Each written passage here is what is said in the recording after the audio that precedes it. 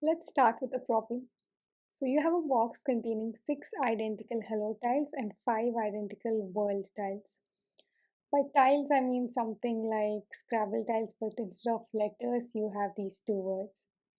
The tiles are flipped and shuffled randomly, so you don't know what is on each tile. Now you're asked to pick 2 tiles from this box one by one. What is the probability that you get hello world in that exact sequence? That is, the first tile you pick should be hello and the second tile you pick should be world.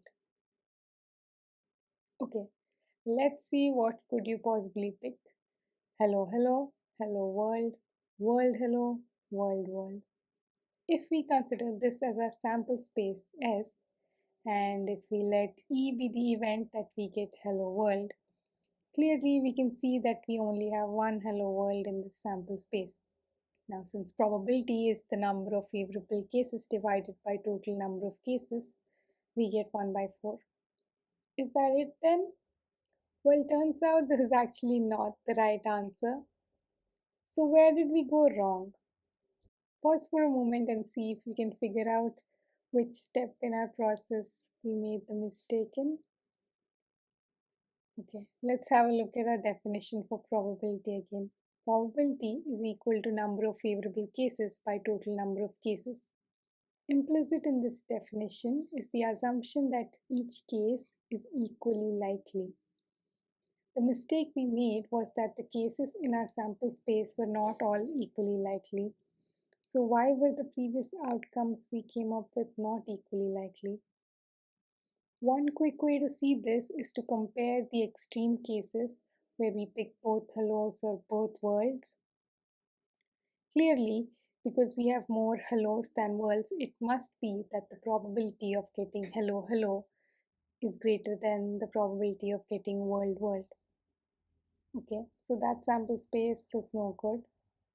Pause for a moment and see if you can come up with a sample space of events where each event is equally likely. Okay, here's one. Instead of considering the word on the tile we withdraw from the box, consider where in the box we direct our hand to grasp or choose a tile. Because there's no restriction on which positions to place our hand in, and we don't know which tile has which word on it, any sequence of 2 positions where we place our hand is equally likely. We have labeled these spatial locations with addresses 1, 2, 3, and so on.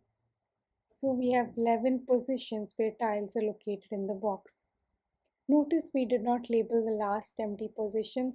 That is because there's no tile at that position, and even if our hand goes in any of the empty spots, we are going to move to some other location, so we can ignore those spots.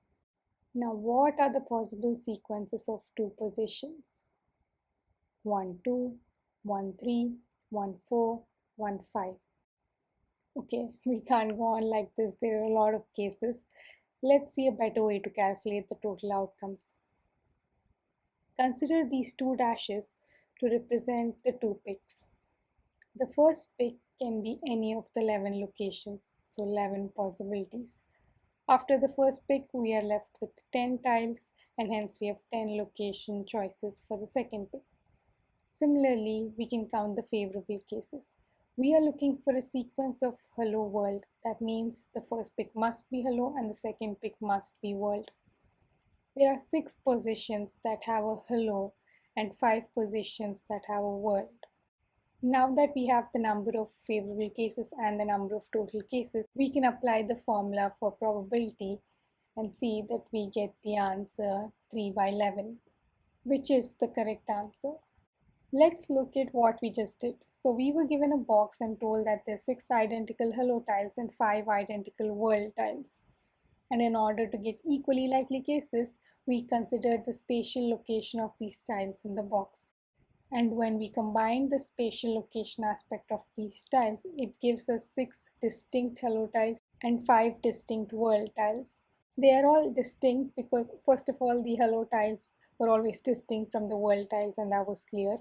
But when combined with their location, we see that each of the hello tile is also distinct from any other hello tile. And similarly, the world tiles are also distinct from each other. So we have gone from collections of identical objects to distinct objects. The gist of what we just did can be neatly summarized by this identical objects rule. In probability problems, there are no collections of identical objects. All objects are distinguishable. Regardless of whether we remember to use this rule or not, it is important to make sure that the cases we choose for our sample space are all always equally likely. I hope this video helped you resolve the complications surrounding identical objects in probability. Thanks for watching.